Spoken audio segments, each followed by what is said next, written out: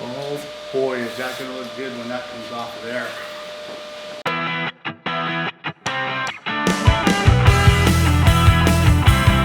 Welcome to Jimbos Garage. Good afternoon, everyone. Welcome back to Jimbos Garage. Well, this week I got the second of 2 beams in the shop here we're going to complete, and this is the one that's going to be 20 feet long, basically the same as the other one. I've got 10 buckets or 11 buckets on this one on one side, 11 on the other, with an end plate on one end and a small bucket on this end right here. So on the last video, we used the Everlast Power Mig 205 for mostly everything. So this week on this project, we're going to try something a little bit different.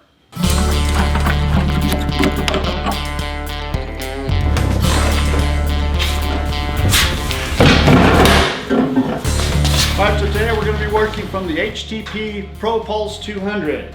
Now, this is a very nice machine right out of the box. This LED screen is pretty intimidating at first, but after just a couple of tries with it, it is really user-friendly. These knobs right here are very sensitive and very nice to operate, very smooth operating, and everything itself seems to be well put together and pretty sturdy. So starting out right here, to choose the process you're going to be using, this offers 21 settings. We're going to be using 3 of these settings here today.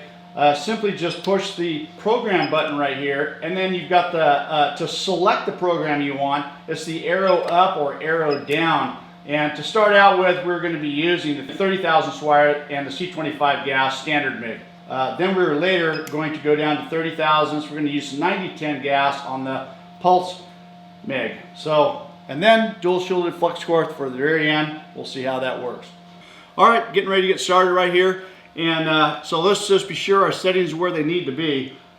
Push the program button, and I'm going to scroll down to 30,000 C25 standard MIG. Now, even though it says C25, I've got 9010 on. Now, this machine has the capability to recognize the difference between C25 and 9010 with the software it has built in it. So we're going to be okay with that. So now it's gone over. We're going to adjust the material thickness right here by this knob right here, up or down, and I'm going to select this at 120 thousandths, which is roughly 1/8 of an inch. You know, if you need to make some adjustments, you can simply do that by going up or down on the machine here itself. So, well, that's it. Let's give it a try. All right, so you can see I started at 433 inches a minute on the wire feed speed, 420 thousandths. I was just playing with the knob a little bit, and you can see that I still staying within 120 thousandths, but the wire feed speed was at 437 inches a minute. It gives you a little bit of variation in wire feed speed, which I think is pretty cool.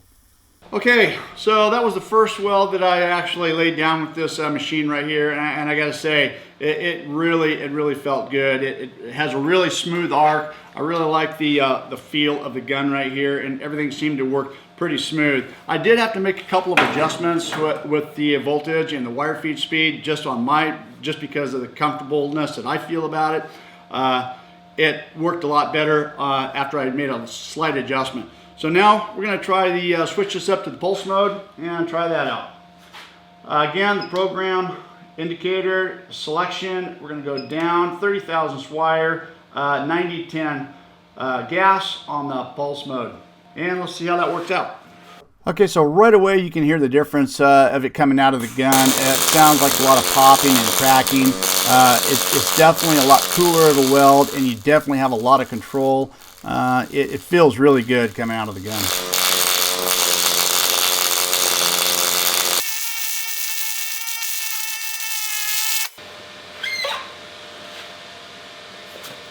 All right, so you can see that that was very smooth, almost splatter free, and laid down. You know, the difference between standard MIG and Pulse is a little bit of a spray arc here, and it is enables you to, you know, weld thinner materials or put down a little bit cooler of a weld, yet get really good penetration. This looks really nice, worked really well right there. Let's go ahead and just finish this out all the way around. So this is the first time I've actually used Pulse MIG, and I gotta say, this is a really interesting process, and I can see where this would be really beneficial for certain applications. Yeah, that is That is really nice. That's smooth.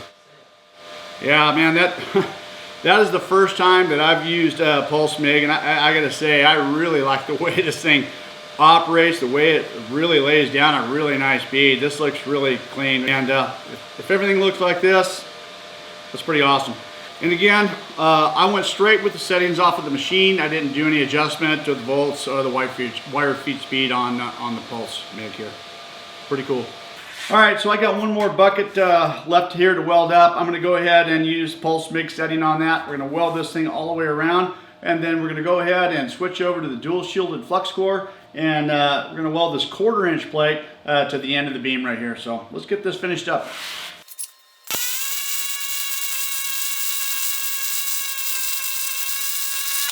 Okay, so I've switched over to the dual shielded flux core, and so now we're going to go ahead and find that program here. Again, pushing the program button right here, and that program is at the very bottom of the list, so I'm just going to scroll right down right here, and there it is at the very bottom.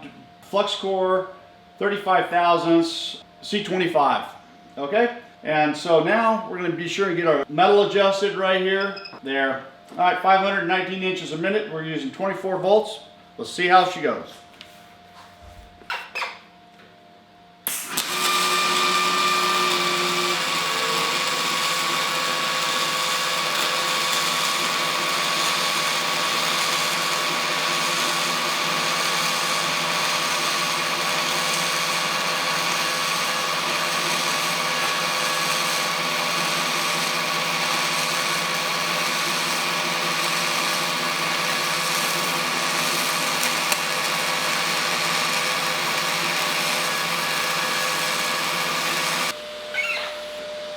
Oh boy, is that going to look good when that comes off of there. All right, so that went down pretty smooth. We're going to chip the slag off here in a minute and see what that looks like. I didn't have to make any adjustments whatsoever to the voltage or the wire feed speed. It felt really good coming right out of the gun. Let's see what it looks like.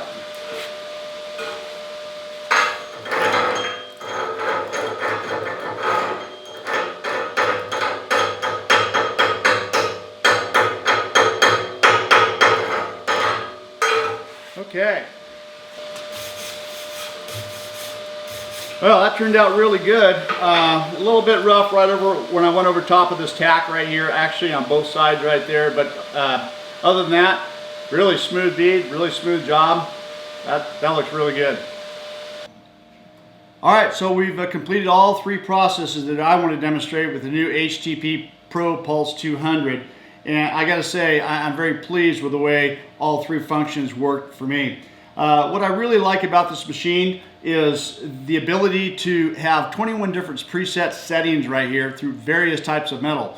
Mild steel, aluminum, stainless steel, silicon bronze, and also the ability to have a couple of dual shielded flux core and gasless flux core settings as well. Worked out really well. Outside of changing the wire from regular MIG wire to the dual shielded flux core, which didn't really take that long at all, it's literally seconds to go between programs. You know, a little intimidating at first, the settings, but once you get used to it, very user friendly.